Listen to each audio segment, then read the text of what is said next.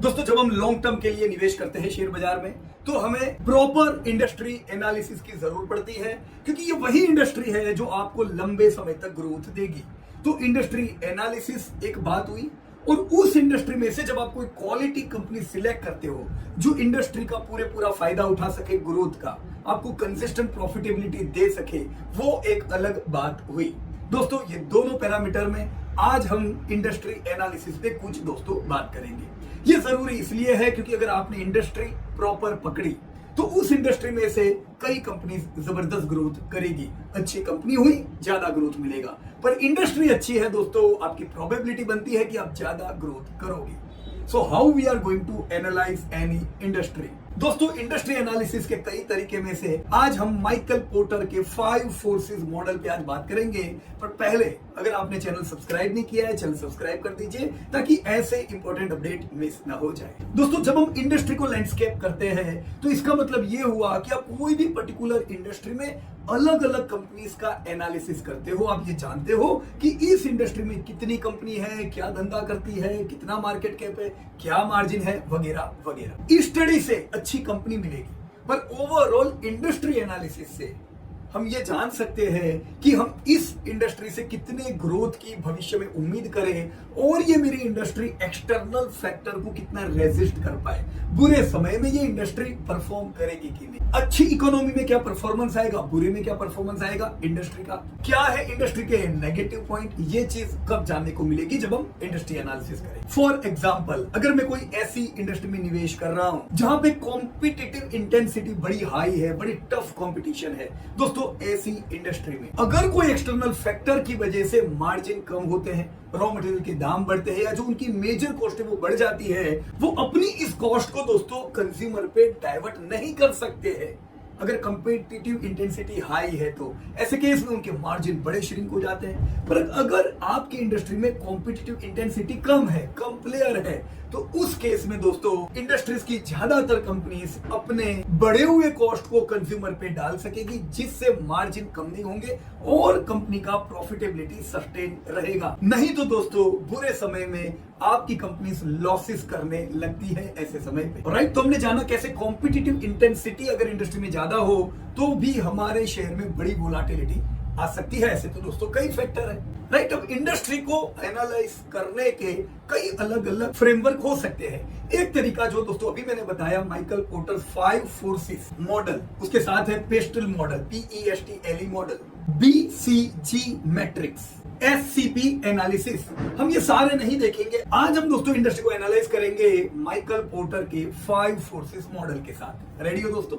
तो क्या है दोस्तों माइकल पोर्टर के 5 फोर्सेस? दोस्तों, कोई भी इंडस्ट्री का एनालिसिस करने के लिए हमें उसे चारों ओर से, चारों एंगल से उसको देखना होता है, और फिर एक कंक्लूजन पे आना होता है कि ये इंडस्ट्री में मैं कितना ग्रोथ उम्मीद करूं, कौन सी कंपनी अच्छी है, क्या इस इंडस्ट्री का नेगेटिव पॉइंट है, और कितनी वोलाटिलिटी बुरे समय में रह सकती। अब जब आप निवेश करते हो तो अच्छा समय बुरा समय दोनों देखने वाले हो, तो दोनों के लिए क्यों ना हम प्रिपेयर रहे। तो जैसा दोस्तों नाम सजेस्ट करता है 5 फोर्सेस, इस एनालिसिस में हम 5 अलग अलग फोर्सेस को ध्यान में रखते हैं इंडस्ट्री, जिसमें दोस्तों 2 वर्टिकल फोर्सेस है और 3 हॉरिजॉन्टल फोर्सेस है। तो 3 और 2 मिला के 5 फोर्सेस की दोस्तों यहाँ पे बात। दोस्तों, हॉरिजॉन्टल फोर्सेस क्या है?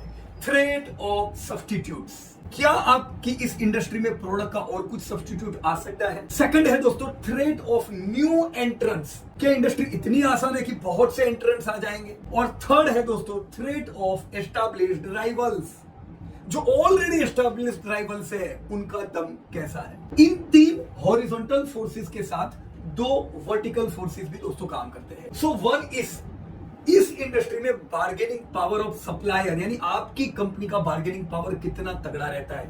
And second is bargaining power of buyer. क्या यहाँ पे बायर हावी हो जाते हैं कंपनी के ऊपर? अगर सप्लायर के पास बाइंग पावर है तो इंडस्ट्री स्ट्रांग है, अगर परचेजर के पास बाइंग पावर है तो आपकी इंडस्ट्री थोड़ी। एक कारण दोस्तों जो आपकी कंपनी होती है उनके मार्जिन बड़े कम होते हैं और मुश्किल होता है उनके लिए दोस्तों प्रॉफिट कमाना। फॉर एग्जाम्पल, इन जो फोर्सेस की मैंने बात की, इनकी कुछ झलक आपको जो मैं इंडस्ट्री बताने वाला हूं हो सकता है उसमें दिखे। ऐसे एविएशन, सोचो कौन से बार्गेनिंग पावर, सोचो कौन से फोर्सेस उस पे हावी है। Telecom, retail, textile, sugar, power etcetera. क्या अभी जो इंडस्ट्री के मैंने नाम लिए उनके कुछ इन फैक्टर्स की वजह से दोस्तों कम मार्जिन होते हैं और प्रॉफिट कमाना थोड़ा मुश्किल होता है। अब यही इंडस्ट्री डेवलपिंग इकोनॉमी में बड़ी अट्रैक्टिव हो सकती है क्योंकि ग्रोथ ही इनमें होता है। पर उस ग्रोथ के साथ हमें नेगेटिव चीज को भी भूलना नहीं चाहिए कि प्रॉफिटेबिलिटी दोस्तों कम भी होती है, जो अभी मैंने नाम लिए उनमें। राइट और रॉन्ग? ऐसे सेक्टर को रिटर्न ऑन इक्विटी के टर्म पे लो अट्रैक्टिव माना जाता है, पर यस दोस्तों ग्रोथ आपको बढ़िया भी मिलता है। उससे opposite education, FMCG, IT, health care जैसी इंडस्ट्री में मार्जिन तगड़े होते हैं। क्यों? जरा सोचिए, इनमें से कौन से फैक्टर उनकी तरफ है।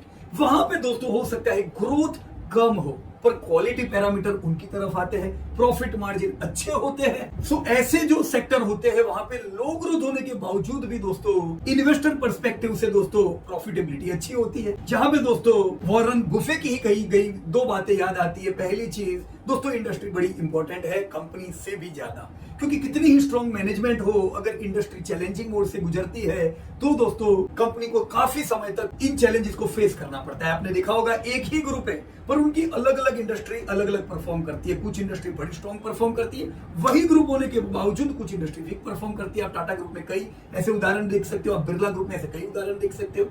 Why? क्योंकि इंडस्ट्री मैटर करती है। दूसरी बात जो उन्होंने कही है दोस्तों कि इंडस्ट्री जब अच्छी होती है सारी कंपनीज परफॉर्म करती है, पर अगर उस इंडस्ट्री में लॉन्ग टर्म पर्सपेक्टिव चेंज हो तभी आपको ट्रिगर होना चाहिए, तब तक कोई दिक्कत की बात नहीं है। पर अगर लॉन्ग टर्म पर्सपेक्टिव चेंज हुआ इंडस्ट्री का, आपको लगता है कि ये लॉन्ग टर्म ग्रो नहीं कर पाएगी, फिर उस इंडस्ट्री को दोस्तों चैलेंजिंग माना जाता है। ऐसी इंडस्ट्री फिर कमा के अच्छा नहीं देती है। राइट तो अब हम दोस्तों माइकल पोर्टर के 5 फोर्सेस को एक एक करके देखेंगे और उनका क्या रिलेवेंस बनता है वो समझेंगे। राइट सो हॉरिजॉन्टल फोर्सेस में एक था सबसे important industry rivalries. What is industry rivalries? दोस्तों ऐसी इंडस्ट्री जहां पे कंपनीज के बीच में राइवलरी बड़ी हाई रहती है, उस केस में दोस्तों सारी कंपनीज को कम प्राइस रखना पड़ता है, जिससे कंपनीज को कम इनकम होती है। जैसे डेवलप इकोनॉमी में आप एविएशन देख सकते हो, टेलीकॉम देख सकते हो, इंडिया में भी टेलीकॉम कुछ इसी प्रकार से। एविएशन में अब तक ये देखने को नहीं मिला है क्योंकि एविएशन में कुछ कंपनीज बंद हो गई तो राइवलरी थोड़ी कम हो गई, पर आने वाले समय में राइवलरी तो दोस्तों एविएशन में रहनी है। दोस्तों ऐसी राइवलरी वाली इंडस्ट्री में product innovation, customer engagement, customer को सर्विस कैसे मिलती है, ये सारी चीजें बड़ा मायना रखती है। क्योंकि जब सब प्रोडक्ट एक जैसी, तो मैं क्यों कोई कंपनी को ज्यादा प्रायोरिटी दूं? यस, अगर वो कुछ अच्छा इनोवेट लेकर के आते, वो अच्छी सर्विस देते हैं तो। ऐसी इंडस्ट्री में आप ये भी देखते हो दोस्तों कि डीप पॉकेट वाला अगर कोई स्ट्रॉन्ग ग्रुप है तो बिल्कुल लो प्राइस रख के सारे कंपटीटर की छुट्टियां कर सकता है। दोस्तों सारी कंपनीज लॉस में लंबा समय नहीं टिक सकती है, राइवलरी कम हो जाती है और वो स्ट्रॉन्ग प्लेयर दोस्तों आगे निकल जाता है, फिर प्राइस इंक्रीज करता है। आपने कुछ ऐसा दोस्तों टेलीकॉम में भी देखा। राइट तो मैं कैसे जानूं कि मैं जो इंडस्ट्री में पैसा लगा रहा हूं इस इंडस्ट्री में राइवलरी तगड़ी है? दोस्तों अगर मैं ये 4 पॉइंट को ध्यान में रखूंगा तो समझूंगा कि यस इस इंडस्ट्री में राइवलरी स्ट्रॉन्ग है, मुझे थोड़ा ध्यान रखना होगा, कम वेटेज रखना होगा। राइट वो क्या है 4 point? Number 1, many companies exist in this business segment. कई कंपनीज की लाइन लगी हुई है। जब बहुत सी कंपनीज है, सिमिलर प्रोडक्ट है, तो ऑप्शन बहुत है कंज्यूमर के पास। राइवलरी स्ट्रॉन्ग हुई दोस्तों, आपकी कंपनीज के मार्जिन श्रिंक हो जाते हैं। सेकंड, सिमिलर प्रोडक्ट और सिमिलर सर्विसेज कंज्यूमर को ऑफर की जाती है और इन प्रोडक्ट में आपको कोई डिफरेंशिएशन नहीं नजर आएगा, कोई वैल्यू एडिशन नहीं है दोस्तों, ये एक रिस्क है। तीसरा पॉइंट, जब आप देखते हो कि इंडस्ट्री के सारे प्लेयर एक ही स्ट्रेटेजी से कंज्यूमर को अट्रैक्ट कर रहे हैं और वो है लोअर प्राइसेस या फिर लॉन्ग क्रेडिट। राइट या तो सस्ता देके या उधार देके, जब बहुत से प्लेयर कंज्यूमर को अट्रैक्ट करते हैं, यस अगेन ये रिस्क वाली चीज है, समझ जाना चाहिए एज इन्वेस्टर। क्योंकि ऐसा क्यों करती है इंडस्ट्री?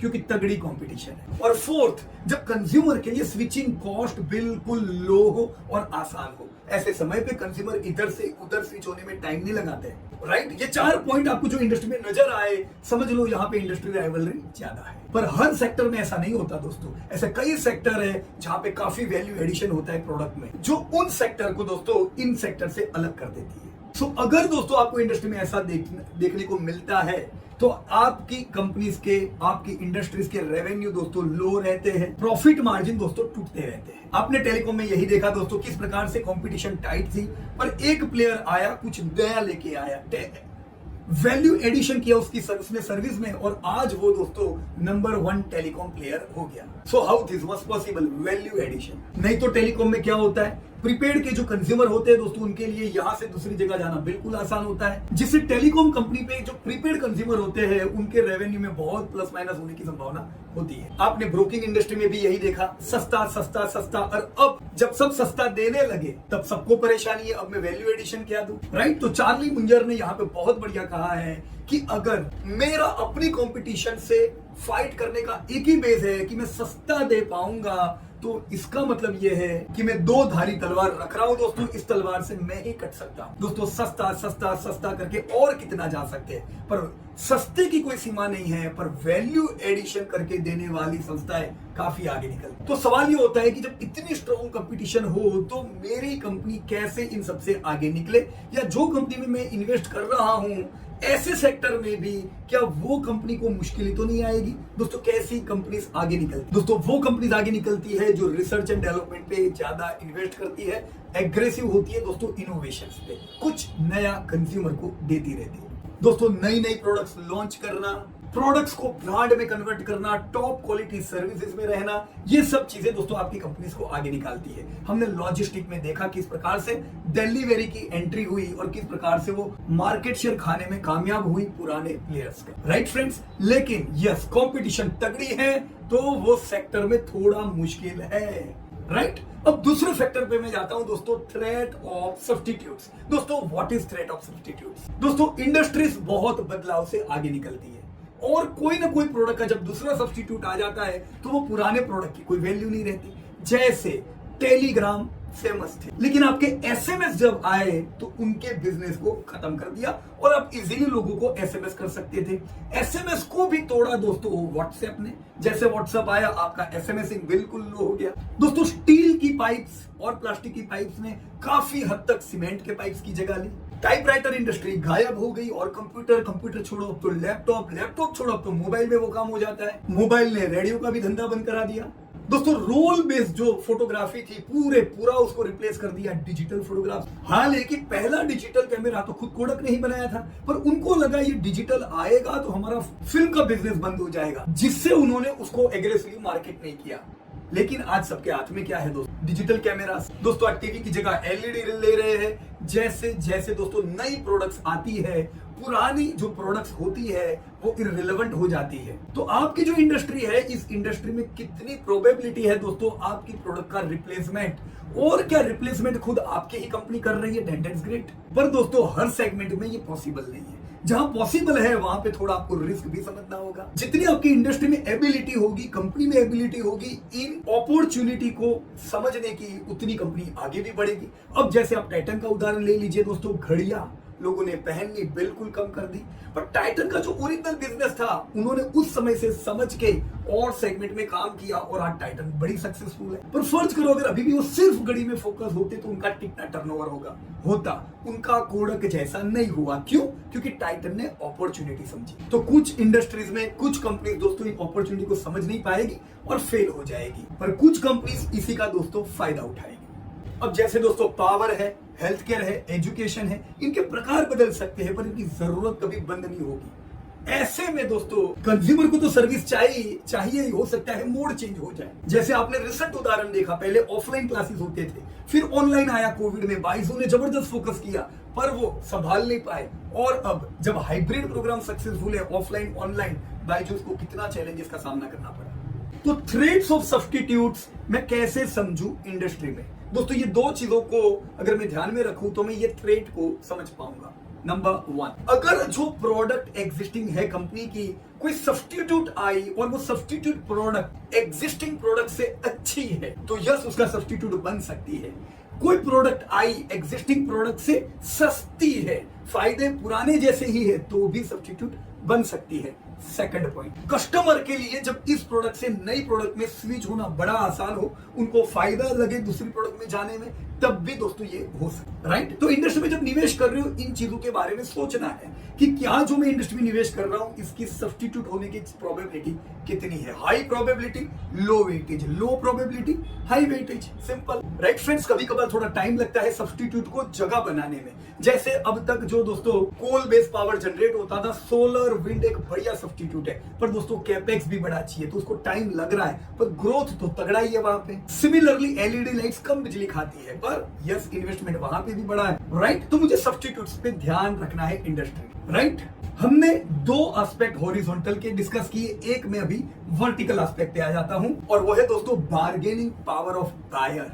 दोस्तों जो कंज्यूमर है, जो बायर्स है, वो बड़ा प्रेशर ला सकते हैं कंपनीज पे, और कंपनीज को अपने दाम सेट करने में दोस्तों काफी चैलेंजेस हो सकते हैं। वो चाहे उतना दाम नहीं बढ़ा सकते, क्योंकि जो कंज्यूमर है वो तो प्रोडक्ट को कहीं से कहीं से लेगा। पर ऐसा कब, जब सिमिलर प्रोडक्ट बाजार में मिलती है, और ऐसा कब, जब बहुत से प्लेयर्स सिमिलर प्रोडक्ट बेचते हैं। राइट, तब दोस्तों बार्गेनिंग पावर हाई होता है। अब दोस्तों आपकी इंडस्ट्री ऐसी है जहां पे प्रोडक्ट सिमिलर नहीं है, बल्कि हर प्रोडक्ट में कुछ ना कुछ नया है। आपको जो प्रोडक्ट चाहिए उसमें कुछ स्पेशलिटी ये कंपनी देती है, या फिर सेलर कम है।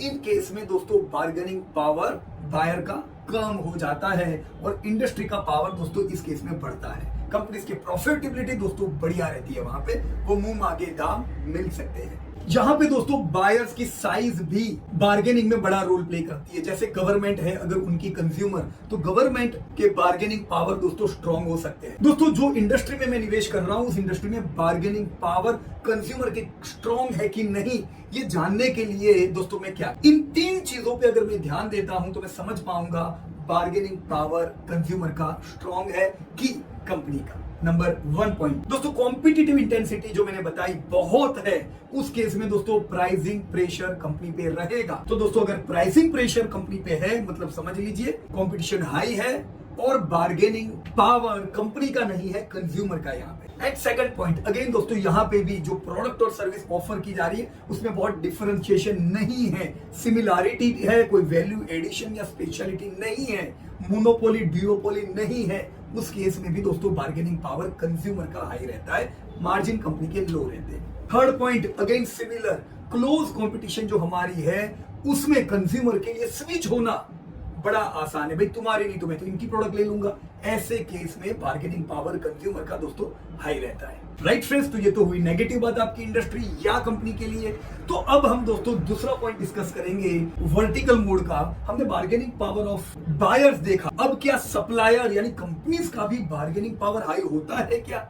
दोस्तों कैसे आपकी कंपनी का बार्गेनिंग पावर हाई है ये जान सकते हो। दोस्तों आपने देखा होगा ऐसी कई इंडस्ट्री होती है जहां पे कंज्यूमर बार्गेन नहीं कर सकता है। आप हॉस्पिटल में जाते हो, आप नहीं कह सकते हो भाई इतना बिल नहीं दूंगा, फिर को 25% कट करके दो। आप स्कूल में बच्चे का एडमिशन लेते हो, आप नहीं कह सकते हो कि मैं आधी फीस दूंगा, वहां बार्गेनिंग नहीं चलता है। तो कई इंडस्ट्री है जहां पे बार्गेनिंग नहीं होता है। तो वही कंज्यूमर जब सब्जी खरीदेगा वहां पे तो टाइट बार्गेनिंग करेगा, क्यों भाई 100 रुपया 80 रुपये में दे सकते हैं तो दो।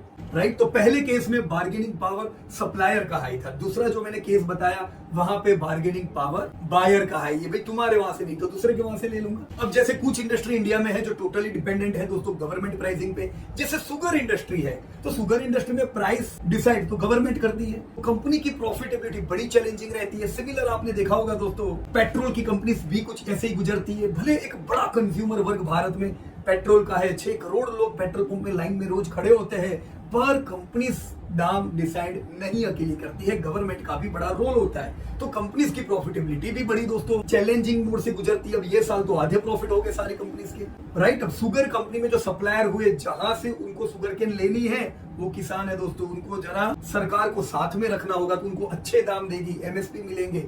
शुगर की कंपनीज के लिए ये प्रॉफिटेबल डील नहीं है। राइट, तो इंडस्ट्री में निवेश करो तो समझो जब आप शुगर में पैसा डालते हो आप बहुत बड़ा वेटेज नहीं कर सकते हो, चैलेंजेस है। रिफाइनिंग कंपनी में बड़ा वेटेज नहीं ले सकते हो।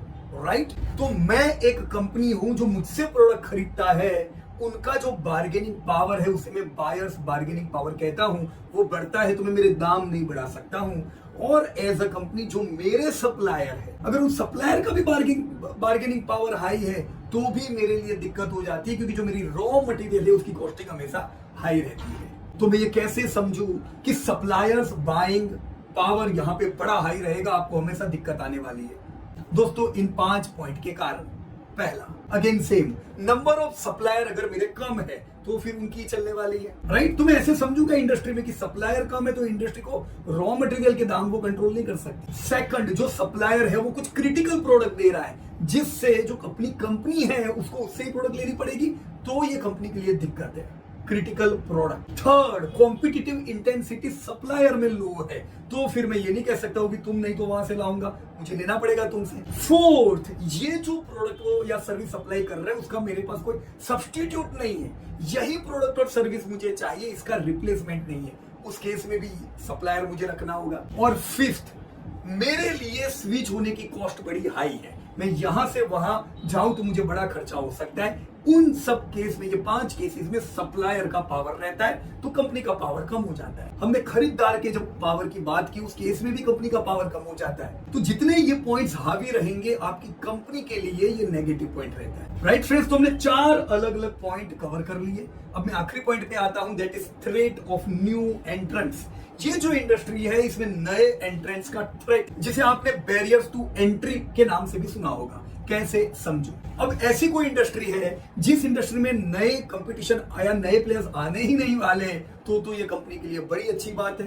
कंपनीज के मार्जिन स्ट्रॉन्ग रहते हैं, कंपनी प्राइस खुद डिसाइड करती है। अब बहुत से बैरियर नए एंट्रेंट्स के लिए हो सकते हैं, उनमें से कुछ बैरियर में बताओ, ये बैरियर समझ सकते हैं कि क्या ये बैरियर है तो नए एंट्रेंट जल्दी ना आ पाएंगे। जैसे लाइसेंसिंग, लाइसेंस लेना जरूरी है तो उस केस में लाइसेंस की प्रोसेस मुश्किल होती है, प्रक्रिया लंबी होती है, एंट्रेंस जल्दी नहीं आ पाते। सेकंड, रिक्वायर्ड कंप्यूटेशनल स्किल्स, कुछ पर्टिकुलर स्किल्स चाहिए ही चाहिए, वो नहीं है तो नहीं कर सकते। थर्ड, बहुत कैपिटल चाहिए, तो अगर तगड़ा कैपिटल चाहिए तो उस केस में भी एंट्री बैरियर बन जाता है। इतना बड़ा निवेश करने वाले कंपटीटिव कंपनीज कम रहती है, जैसे ऑयल एंड गैस में है दोस्तों, कोई भी चाहे वो एंट्री नहीं ले सकता इतना जल्दी। डिस्ट्रीब्यूशन रीच भी एक बड़ा रोल प्ले करती है। अब जैसे आज HDFC बैंक हुई, SBI हुई, ICICI बैंक हुई, इनकी डिस्ट्रीब्यूशन रीच बड़ी स्ट्रॉन्ग है दोस्तों। नया जो प्लेयर आता है उसको ये चैलेंजेस का सामना करना पड़ता है, उसको उतने हद तक फैलाने में बड़ा टाइम लगता है। क्यों HUL इतने वर्षों से दोस्तों भारत में सबसे बड़ी FMCG कंपनी बन के रही, due to their distribution reach. आज नई कंपनी आती है उसको डिस्ट्रिक्ट लेवल पे, विलेज लेवल पे जाने में टाइम लगता है, तो एक बड़ा बैरियर है। ब्रांड लॉयल्टी बनाई हुई है उस इंडस्ट्री में। अब अगर ब्रांड लॉयल्टी है तो जल्दी कंज्यूमर स्विच नहीं होते, क्योंकि कंज्यूमर खरीदने से पहले उनको मन में थोड़ा डर लगता है कि ये प्रोडक्ट या सर्विस खरीदूंगा, मुझे नुकसान हो गया तो, तभी वो ब्रांड की ओर जाते हैं। ब्रांड पे एक ट्रस्ट होता है। तो जो कंपनी ने ब्रांड बनाई हुई है उनको तोड़ना बड़ा मुश्किल होता है, और कोई नए एंट्रेंट के लिए तो ये बड़ा मुश्किल है। इसी को दोस्तों वॉरेन बुफे मोट कहते हैं, द मोट, MOAT। ऐसी इंडस्ट्रीज हो या ऐसी कंपनीज हो आपके पास जिसको तोड़ना लोहे के चने चबाने के जैसा हो। यानी वॉरेन बुफे साहब ऐसी इंडस्ट्री में ज्यादा निवेश करते हैं जहां पे एंट्री बैरियर्स हाई होते हैं।